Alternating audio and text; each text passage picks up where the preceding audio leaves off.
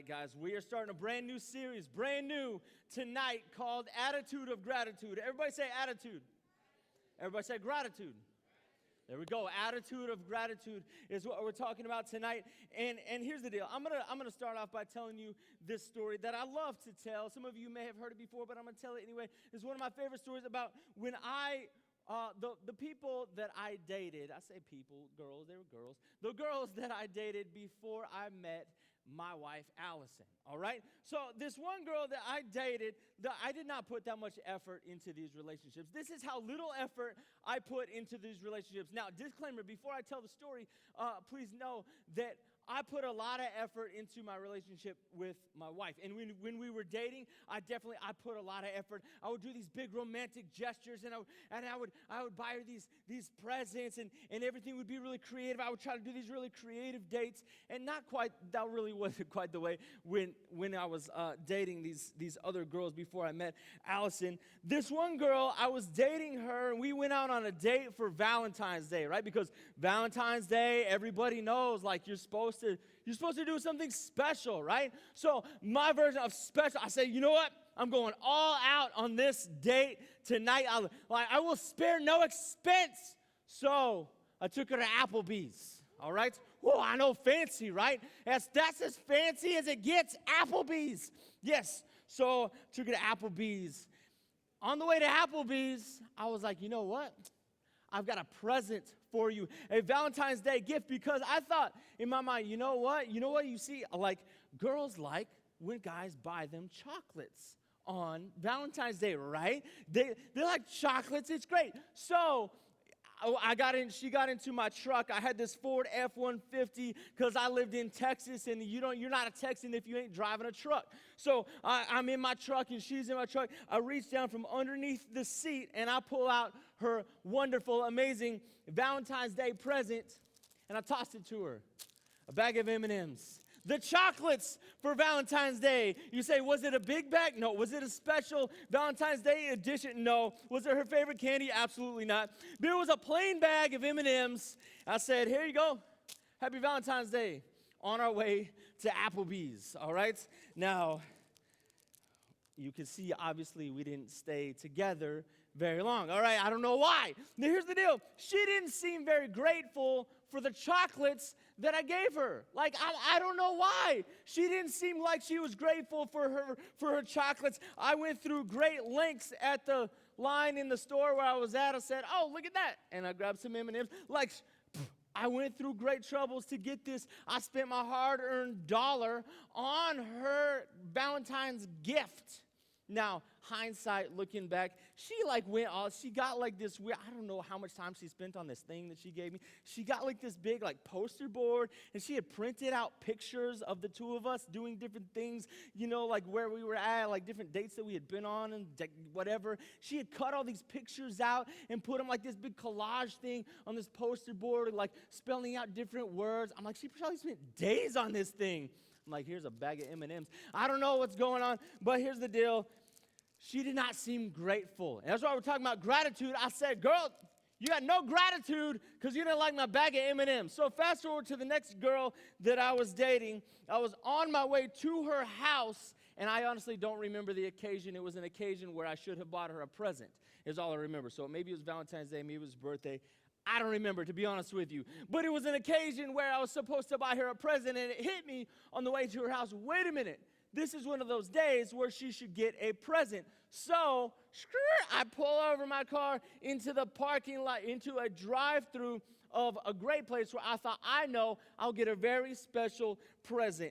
And so I got her a bag of burgers, okay? I went to Burger King. I'm not making this up, guys. This is terrible. I went to Burger King, and I didn't say I'm going to get her a burger, not a burger. No. I got this girl 6 cheeseburgers. I said, hey, give me 6 cheeseburgers, put them in the bag. Here we go. I showed up. I said, happy whatever. I don't know what it was. Happy day. Here, I got you some burgers. She was not very grateful for my present. Girls, you say it's the thought that counts. Well, apparently not, because I thought you probably would like some burgers. Apparently, she didn't like the burgers. She set them down on the table. I was offended. She set them on the table and walked away from him. She didn't even eat them. She never opened the bag. She just walked away from them.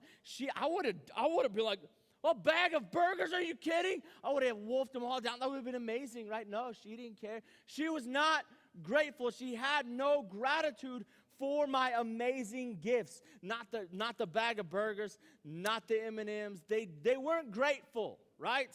Now, obviously, I'm being a little sarcastic with them not being grateful. In the moment, I really did think, these girls have no gratitude. What in the world? Now, looking back, I'm like, no, those are probably pretty terrible presents. But in the moment, I thought, man, they don't have any gratitude. No, the reason I tell you all this is that sometimes in our lives, we will have things handed to us, so to speak. God, everything that we have, every good and perfect gift comes from above, is what the Bible says. Everything that you have is a result of God giving it to you. The life that you have, God gave it to you. The breath in your lungs, God gave it to you. The life that you live, every possession that you have, the friends that you have, God orchestrated all of it in such a way that that's the life that you live. God ordained your life. Okay? And sometimes we look at what we've been handed and we view it as a bag of burgers. We look at what God handed us and we're like, what is this, God? What is this life that you gave me? How come I'm not as rich as so-and-so? How come I'm not as good looking as whatever? How come my friends are like, and you try to compare yours to whatever somebody else has in your life, and you're like, man, you know what? I don't like what you gave me. But I want to take a look at 4 truths about gratitude and how if we truly have an attitude of gratitude, we will see that what we have is something special. It might just look like an old bag of burgers, but let me tell you, if you start to view your life in a different way, you'll start to be really grateful for what you actually have, what God has given you. So we're going to look at 4 reasons to have an attitude of gratitude. The first one is that gratitude is the door to God's presence. All right, did you know that there is a door? There is a doorway, there is a gate, there is an entrance to get into the presence of the Almighty God, the creator of the universe. And you know what? We want to be in God's presence. Like, God, I want to feel you. God, I want to hear you, but we're not entering through the door, so it's not working out. See, it's clear in the Bible, Psalms 100, verse 4, it says, enter into his gates with thanksgiving. Everybody say thanksgiving. Thanksgiving, and into his courts with praise. Be thankful, everybody say thankful.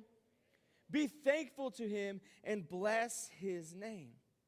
It says enter into his gates with thanksgiving. That's how you get in. How do you get into his courts? With praise. You come to God and you say thank you. Enter with thanksgiving. Gratitude is how we get into God's presence. It's how we are supposed to enter into his presence. And if you want to have a conversation with somebody, it helps if you're in the same house, right? If you want to have a conversation with me while I'm at home, it helps for you to be inside my home while I'm in my home, okay? If you're trying to talk to me and you're in my front yard and I'm in my house, we could have a conversation, but it's going to be a little weird. It's going to be a little awkward, and we're probably going to miss parts of the conversation. If you're standing in my front yard and you're shouting, you're like, hey, Pastor Kendall.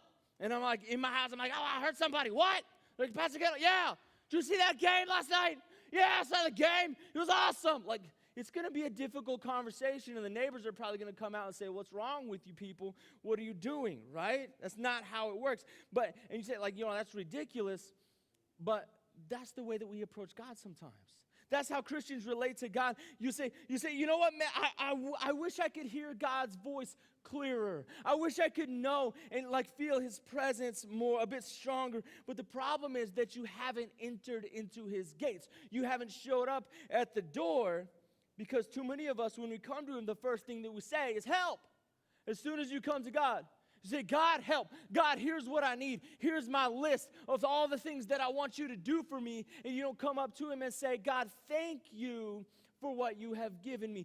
Thank you for providing for me. Lord, I praise you for who you are. And then you're into his presence. And then if you want to, while you're in his presence, maybe sometimes you can say, God, help with this and that. And you start to have that conversation. But you don't enter, the Bible doesn't say you enter into his gates by screaming help.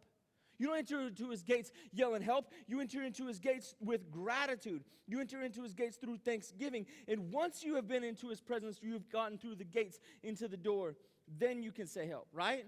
So we enter into his gates with thanksgiving. Every time you pray, start with thanksgiving.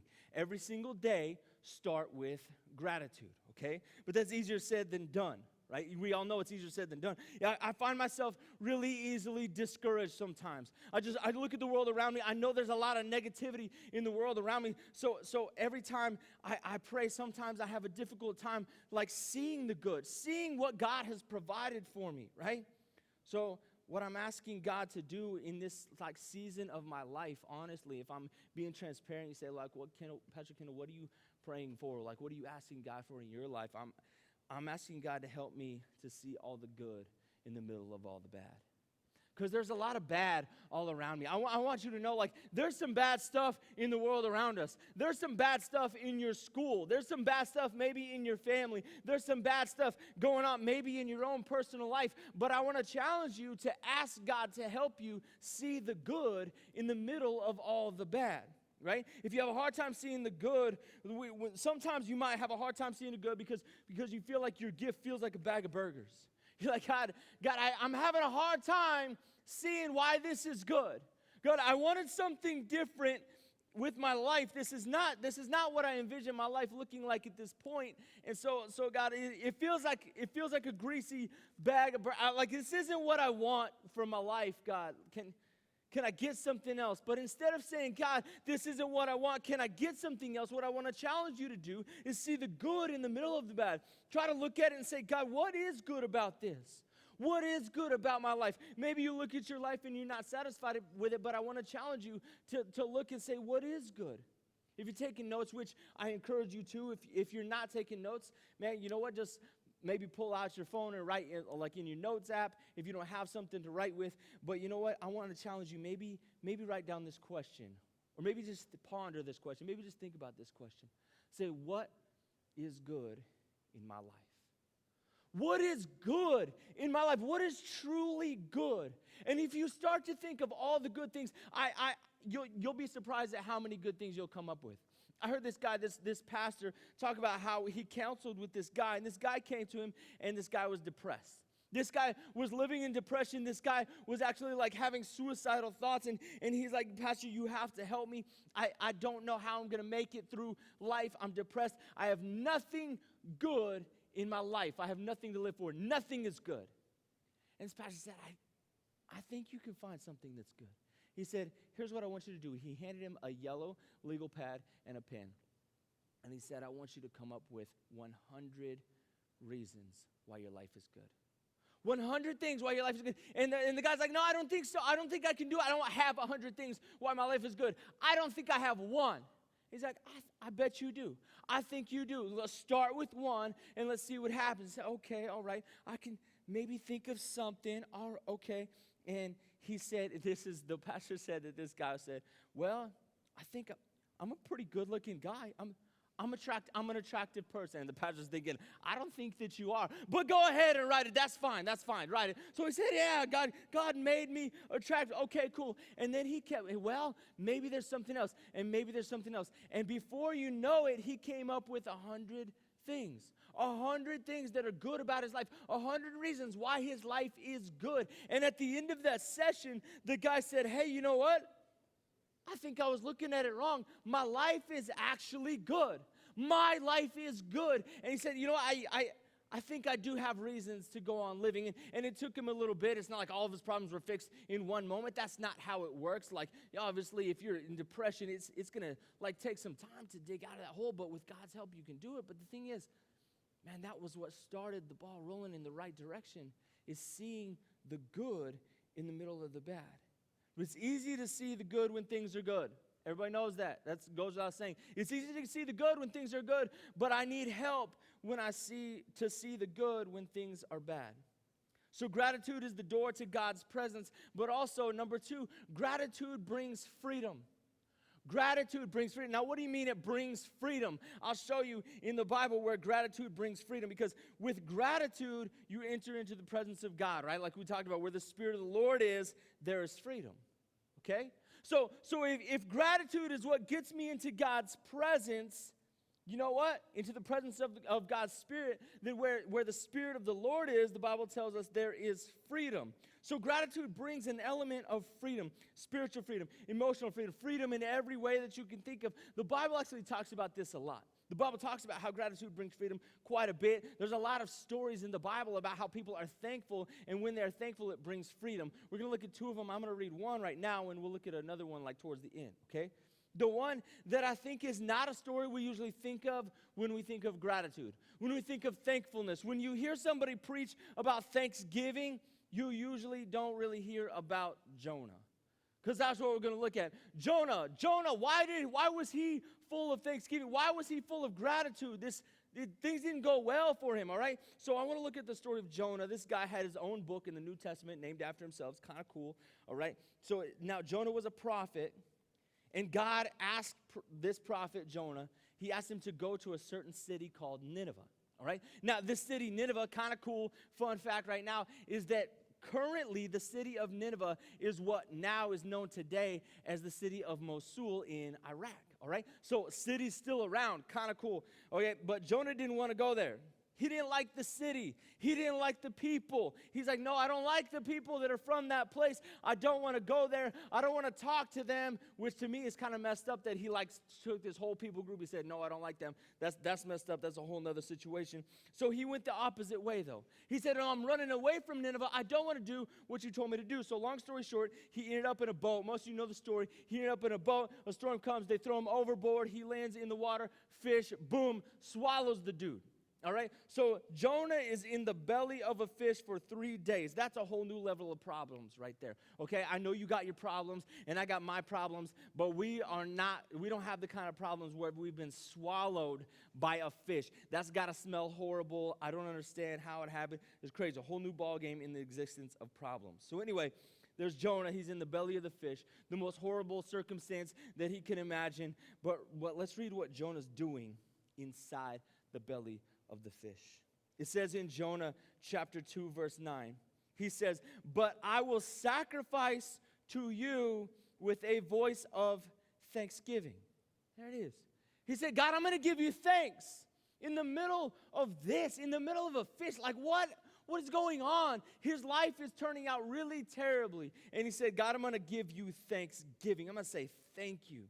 I will pay what I have vowed. Salvation is of the Lord. So in the belly of the fish, Jonah gives thanks to God. He said, God, thank you. Not because of his circumstance, but in his circumstance. I want you to understand that, okay? Jonah didn't give thanks for the fish that swallowed him. He wasn't like, God, thank you so much that I'm in this horrible situation. No, he didn't say that. But in the middle of the horrible situation, he gave thanks for his life. He gave thanks for everything that God had done in his life. He approached the Lord with thanksgiving. So there's a big difference between thanking God for your circumstance and thanking him in the middle of your circumstance. And because Jonah, down in the bottom of the sea, inside this fish, because he gave thanks, he entered into the presence of God. Or the presence of God entered into the fish where he was. And the Spirit of the Lord, where the Spirit of the Lord is, there's freedom, remember, okay? So look what happens. So the Lord spoke to the fish, and it vomited Jonah onto dry land.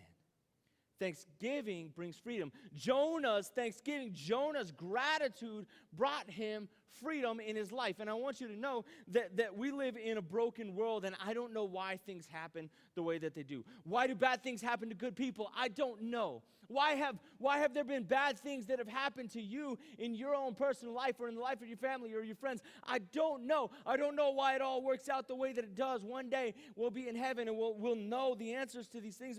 But what I do know, what I do believe, is that if you just keep thanking God and thanking God and thanking God and thanking God every day, even when it's bad, you thank God. Even when it's good, you thank God. Even when it's just a mediocre day, you thank God. You continue to give him gratitude. I want to say sooner or later that fish is going to spit you out on dry land if you keep thanking God. What I mean by that is obviously you're not actually inside of a fish, but what I mean is your circumstances will eventually start to turn around, or you will actually start to see things with a different perspective is what more likely will happen if you continue to thank God in every situation, even in the bad circumstances. Gratitude brings freedom. Why? Because a negative outlook never leads to a positive life, all right? I want you to understand that. I want you to get that. Again, note takers, write that down if you're taking notes. A negative outlook never leads to a positive life. That's just not how it works, okay? But so many of us have the negative outlook. We have this negative outlook about our life, and we say, God, why did you do this? Why did you put me in this terrible situation? And you're going to find, you know what, like I said, that yellow legal pad, that 100 reasons why your life is good. There's a lot of you that could find 100 reasons why your life is bad really fast. You look at your life and you think it's a bag of burgers. And you say, God, this is terrible. I don't like burgers. God, I'm a vegan. I don't eat beef. God, I don't understand why you gave me this. It's greasy. It stinks. It's nasty. Even as far as fast food burgers, there's 1,000 that are better than Burger King. Like, come on. God, like, why did you give me this? And what I'm saying is you're looking at your life and you're going, God, why did you make me the way that you made me? God, why did you give me the family that you gave me? God, what is my life? What in the world is this? Why did you give me so little when you gave other people so much? God, I feel like you gave me no talent. I feel like you gave me no ability. God, I feel like you made me awkward. God, I don't know why. Like I have bad health. I don't know why there's family members that have bad health. God, I don't get it. I don't know what happened. Why did you make me the way that you made me? Why did you make my life the way that you made my life? I don't like what you gave me, God. That's what we do so many times. We look at our life and we can list 100 reasons why it's negative. We can list 100 reasons why it's so bad. But it's impossible to live a positive life with a negative outlook, right? A negative outlook never leads to a positive life. In fact, I would say it this way, is that your life is always moving in the direction of your strongest thoughts. Think about that. Your life is always moving in the direction of your strongest thoughts. If your strongest thoughts are negative, your life is moving in a negative direction. If your thoughts are positive, your life is moving in a positive direction. If you set your mind on things above, like it says in Scripture, if you set your mind on Christ, your life is headed that way. You are headed towards heaven. You are headed towards the presence of God. If you set your mind on worldly things, on things that will not last, that's where your life is headed. Man, set your mind on the right things. Man, thank God every day. Say, God, I'm thankful for what you have given me. Your life is moving in the direction of your strongest thoughts. So if you tend to think that the world is always in trouble and you can't trust anyone and you hate your circumstances, and you're probably like, you know what, if you have a day where you're just like, this is the worst day ever. I hate the people in my school and I hate the people in my family and nothing ever goes right for me and this just doesn't work out. I hate this day. This is the dumbest day ever. You're not going to get to the end of that day and be like, look back on that day and be like, best day ever. You're not going to lay your head on your pillow and be like, wow, this day, wow, I can't believe, what a day. This was good. That's not going to happen at the end of you complaining about everything the entire day. That's just not how it works. If you wake up with a bad attitude and a bad perspective and a bad filter, everything that you see is you're looking at it through a pessimistic lens. What you think about tends to direct your life. What consumes your thoughts controls your life. Your life is moving in the direction of your strongest thoughts. So gratitude's the door to God's presence. And gratitude brings freedom. And also, the third thing is this. Gratitude changes the people around you. All right? So gratitude doesn't just change you. Gratitude changes the people around you. It's going to change your family. It's going to change your friends. It's going to change your school. It's going to change everybody that you know around you. You can affect positively everybody around you if you live a life of gratitude. We see this when you look at two guys in the New Testament, one named Paul, the other guy named Silas, all right?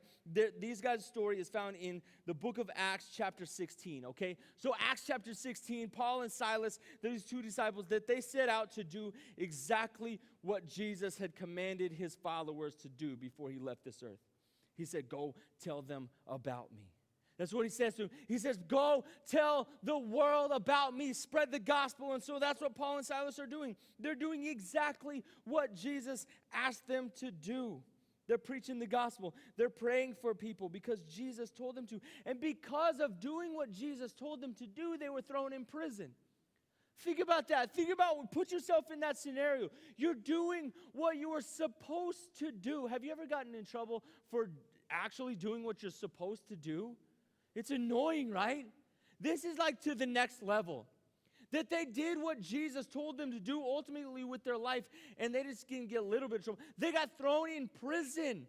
Absolutely thrown in prison. Like, this is terrible. They didn't have a meth lab. They're telling people about Jesus. But they got thrown in prison. And of course, they could have sat there and had a million questions to deal with. They could have said, why, God? What is this that you handed me? God, you gave me prison? This is the thanks that I get. God, what are you doing? Why did you hand me this life that's prison? I don't want this. I don't deserve this. I deserve something so much better because I'm honoring you with my life. God, you're supposed to bless me if I honor you with my life. You're supposed to bless everything about my life is supposed to be easy because I live for you. That's not how it works, though. See, they could have created a grudge and a bitterness and disappointment and all kind of things. But instead, they chose something completely different. They chose gratitude. Like Jonah, in the middle of the situation that was terrible, they chose gratitude. And like Jonah, we'll see that they found freedom because of their gratitude, but not only them, but everybody around them. Check it out. We read in the book of Acts, chapter 16, man, it says, but at midnight, at the darkest hour, Paul and Silas were praying and singing hymns to God. They're in the jail cell in chains behind bars, and they're like, God, I thank you. They're like, you're a way maker, miracle worker. God, even when I don't feel it, God, you are working, and they are singing, and they are praising God. Man, and it's amazing. That would be hard to do. It would be a lot easier for me to be like, this is dumb. I hate this.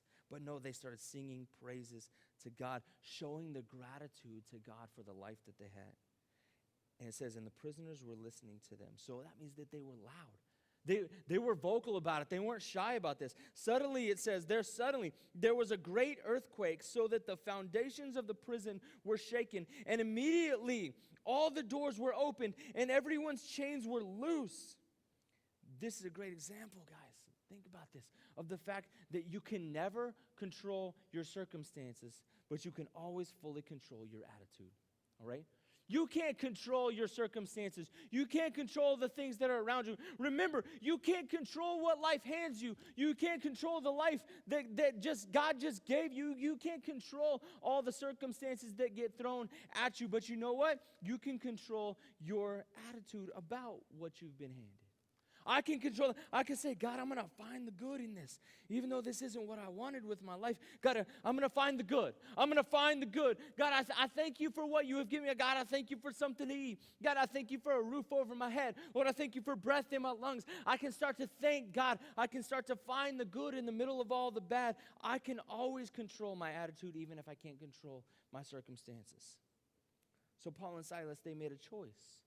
Gratitude is a daily choice. They made a choice. Even though we're suffering, they said, and even though we don't really like our situation, we don't understand the situation, we will worship. We will give thanks. We will show our gratitude to God. We will stay in an attitude of gratitude. And the beautiful thing with this story is that their decision to respond to the terrible situation with gratitude led to the release of themselves, but not only them, it affected everybody around them. Everybody else got to go free too. That's crazy. Think about that story. I don't know who was all in that prison. I don't know if everybody in that prison was serving God and that's why they were in there. Or I don't know if there was thieves and murderers in there and they went free too. I don't know. That is crazy though. What a crazy thing that happened. But what I'm saying is their gratitude affected everyone around them. And every chain in the prison and every door in the prison opened up. So what I'm saying is when you and I choose an attitude of gratitude, not only will it affect you, it'll affect everyone around you. I guarantee you, if you live your life with an attitude of gratitude and you're constantly thanking God for everything in your life, it's going to affect your family. It's going to affect your school. It's going to affect your friends. Everybody around you will be affected by it. I have this file that I keep in my office. It is in this cabinet in my office, and it's notes of encouragement. It's usually really full, but I took most of them out just so I could highlight just a few of them. I like the name that I put on here. You can't see it from there, but it just says Attaboy, A-T-T-A boy, all right? So this is my Attaboy file. So anytime somebody like encourages me, I put it in my Attaboy file, right? So what I do is I pull out these encouragements every time I got a day that I'm feeling like, God, what did you give me? Every time I got a day where like, man, this is pretty bad. Like, God, I don't think I can make it. God, I don't know that I can get through this day. God, am I really making a difference in anybody's life? Is this worth it? Does it matter? I start encouraging myself in the Lord like David did. And so I pull out my Attaboy file, and I start reading things like this. Let me see. I'm going to read a few of them to you. Somebody one time wrote to me, and they said, "Thank you, Pastor Kendall, for being one of the most influential individuals in my life. Ever since I came to this youth group, I have always wondered what made this youth group so special. It's because of you and God making and speaking through you that has impacted my life in such a way that I'll never forget what you have done for me. Thank you." Man, that's good. I read that, and I'm like, oh, man, I can go on. Maybe I am making a difference on a day where I feel like I don't make a difference in anybody's life. What's the point of all this? Nobody's listening to me. Nobody cares. I don't know if what I'm doing matters. There's other things. What am I doing? I read that. I'm like, no. I got to stay vigilant. It's going to make a difference. What am I saying? Somebody else's gratitude affected me. It probably affected them, but I guarantee you it affected me way more. That's awesome. I read other ones. That this is a card that I got more than 4 years ago from some of our leaders, Steve and Eunice. They're right in here. You guys know I keep the cards that you give me. I put them in my Attaboy file. It makes a difference. So they gave me this card when I first moved here, and I was scared. I'm like, what am I doing in Michigan? Why did I move here? What, is this the right thing? And they just wrote me this little encouragement. Sometimes the little things go a long ways. And they just said, "Welcome to Michigan and Brightmoor Youth. We are so happy," all caps you guys wrote, "so happy that you are here. We're excited to see what great things God is going to do through the youth department. Now that you got a house here, you can't leave." I like that. He said, now that you got a house, you can't leave. I'm not trying to leave. I don't want to leave. And a lot of it is to do to people like Steve and Eunice who they will show gratitude. They just said, "Thank you for coming here, to being a part of this youth group, for answering the call of God." And I look at that, and I'm like, okay, there's people in my corner. What am I saying? Their gratitude affected me. It wasn't my gratitude, it was theirs, but it affected me. Somebody else wrote me one time that said, "Thank you for being the most inspirational and involved youth pastor ever." Man, I'm going to finish reading. That's funny. They said, You've been there always, all the way back to my awkward middle school to my even more awkward high school years. That's some of y'all. Thanks for everything." And this is enough to make me go on. Why? Because their gratitude will affect me. Somebody else's gratitude is going to affect you. Somebody else wrote this. I kept this one. They said, "Pastor Kendall." They misspelled pastor and Kendall. I like that. It said, "Dear Pastor Kendall, thank you for putting up with me and giving me the opportunity to learn, share, and worship God." And this right here got me. As this was a girl in middle school, but God spoke through her. She said, "You have done your job well." And that right there got me, because I read the Bible and I want so badly to get to the end of my life, get to heaven, and I want the Lord to say to me, like it says in Scripture, "Well done, my good and faithful servant." That's all I want.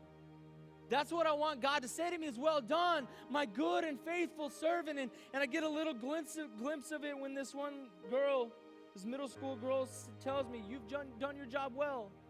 She's saying, God's going to say to you, "Well done, my good and faithful servant." So I said, wow, I'm going to keep that. Her gratitude affected me. I get to read it on a day that man, I'm low. I'm going to read you just part of one more. This is from someone that a lot of you guys probably know. They said, "Dear Pastor Kendall, I just wanted to say thank you for all you have done. You have taught me so much. You have taught me something new every Wednesday night, something I will need to know in the future. You have made a big impact on my life. And I thank you for that. You are such a great example. So that's what I want. That's what I'm striving for. She just said, thank you. You have made a big impact on my life. And so I look at my attaboy file on days that I need a little encouragement. I say, wait, maybe I am making a difference. Maybe it does matter. See, when other people write thank you notes, when other people say thank you, when other people show their gratitude, it's going to affect me. When I show gratitude to you, it affects you, not just me. When you start to show gratitude each and every day, in every situation, give thanks. That's what the Bible says. Every situation, every circumstance. So in every moment of every day, if you were giving thanks to God, it's affecting you, but it's affecting the people around you. I want to live life like that. So you want to learn how to impact the people around you. I'll give you the most simple game changer in the world of encouragement. The most simple rule is this. If you think something good, say it. That's it. If you think something good, say it. Express it. Text it. Call it. Whatever. Because gratitude affects everybody around you. Right? You look at your life and you're like, God, I don't think this is it. This isn't what I want. I don't like this. Or you say, God, I thank you for what you gave me. Maybe it's not what I wanted, but I trust you that it's what I needed. Everything in my life, I get it because you gave it to me. Every part of my life is a blessing from you. So God, I thank you for it.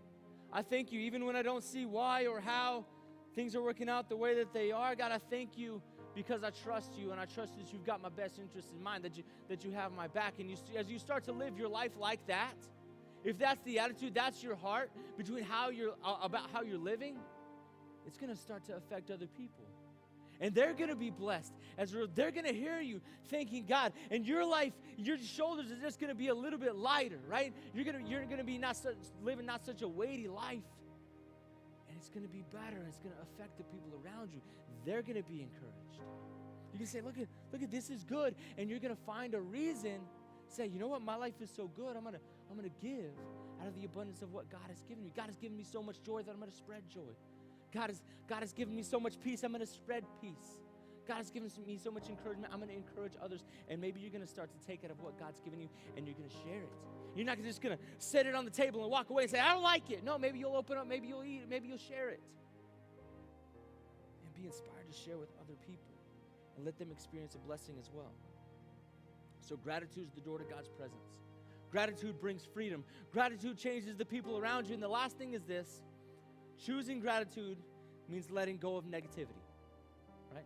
Choosing gratitude means letting go of negativity. You can't hold on to gratitude and negativity at the same time. That doesn't work. Because gratitude and grudges cannot happen at the same time. It doesn't work. You can't have a gratitude and have a grudge. You got one or the other. You can't have thankfulness and negativity at the same time. You got one or the other. You have to let go of the negativity in order to grab a hold of the gratitude. See, one's going to kick out the other. You can't hold on at the same time. We choose what we meditate on. We choose what we think on. We choose what we let go of and what we keep in our lives. If you want to live a life of gratitude, you got to let go of certain things. Maybe that's bitterness against your parents. Or maybe there's a grudge against your friend, or maybe a disappointment even towards God. Maybe because he didn't answer your prayer at that specific occasion, or you're holding on to bitterness because someone hurt you at some point. You're holding on to this stuff, and you're holding on to negativity, but what we don't realize is when we hold on to these things, we can't really see and take hold of the blessing of gratitude. But we just need to let go of something to gain something that's so much more valuable. So let me tell you, I'll wrap up with this story about a guy named Joe. This guy Joe, he told this story. He said that he was on vacation, and while Joe was on vacation, these people came up to him with these cameras, right? There's all these people, they got cameras and they got microphones, and they say, we're YouTubers, we got millions of subscribers and followers, and here's what we're doing for our YouTube channel, what we're doing while we're filming a video today is they said, we have in our hands $2,500. Here's $2,500. This $2,500 is yours if you will take your phone. And he was on a bridge. There was a big, tall bridge, and there was water way down below.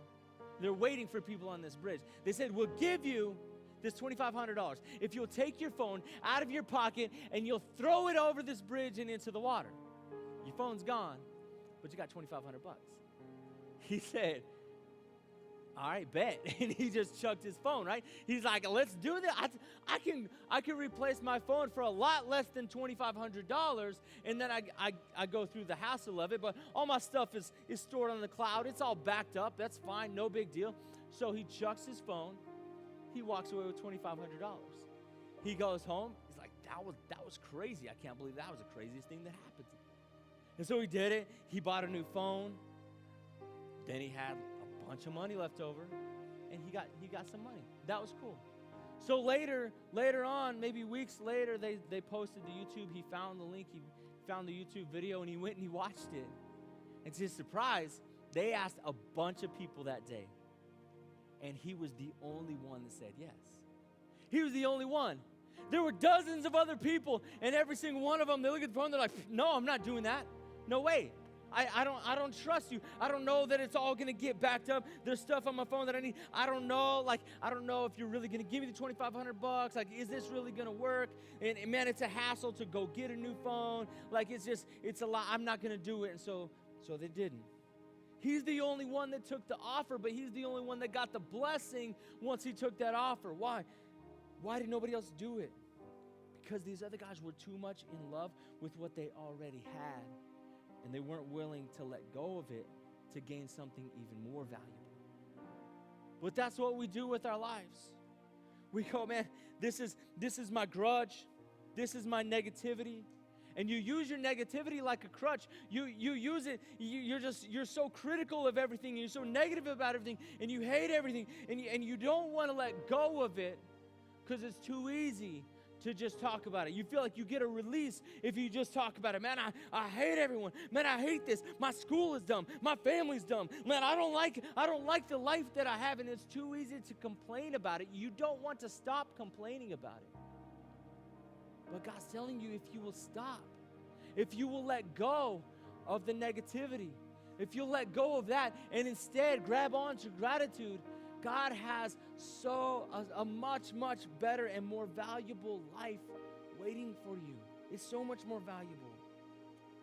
See, we hold on to our stuff. We hold on to our grudges, our disappointment, our bitterness, our anger, not realizing if we let it go, throw it off the bridge and into the water. Man, God has a life that's better for you. So let go of your negativity and hold on to your gratitude. It's the best possible way to live. So I want to pray over you guys. I just want to pray a prayer of blessing over you. So Lord, I thank you so much for my Brightmoor Youth family. God, I thank you that you have put me here. God, I'm so thankful that I get to do this every week. God, I thank you that I get to have a voice into these people's lives. And I thank you that I get to be an influence. I thank you that I get an opportunity to point people towards you. Thank you that you have given me so much, that you have given me the opportunity to do that. I thank you that you have placed me here at the right time, for the right reasons, with the right people. I thank you for the friends that I have. I thank you for the family that you have given me. Thank you for my health. I thank you for what you have done in my life as I've grown closer to you and more like you. I thank you that you are patient with me as I make mistakes over and over and over again as I'm trying, but I don't have it down. And Lord, I thank you that that's the case with each person here. I thank you that you are patient with us as we are trying to be more like you, as we're trying to become who you have called and created us to be. I thank you on the behalf of every person in here. I pray that we would all have that attitude of gratitude, God, that we would be so thankful every moment of every day. As we are, Lord, that you would show us what a blessing it is to let go of that negativity and to grab onto gratitude. In Jesus' name.